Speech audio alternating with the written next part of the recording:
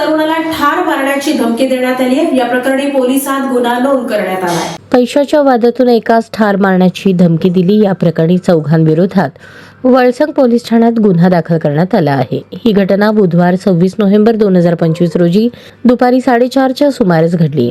याबाबत अब्रार खाजा उस्ताद वय 20 राहणार नायब सर्व्हिसिंग सेंटर शिवसेना बिडी घरकुल कुंभारी तालुका दक्षिण सोलापूर याने पोलिसात फिर्याद दिली आहे। याबाबत पोलिसांनी सांगितले की 26 नोव्हेंबर 2025 रोजी सायंकाळी 4:30च्या सुमारास कुंभारी शिवारातील क्रांती चौक नवीन विडी घरकुल कुंभारी येथील एका पानटपरीसमोर फिर्यादी थांबला असताना भाऊ रेहान आणि घराशेजारी राहणारे यांच्यात पैशाच्या वादामुळे डाव्या पायाच्या गुडघ्याच्या खाली मारून जखमी केले।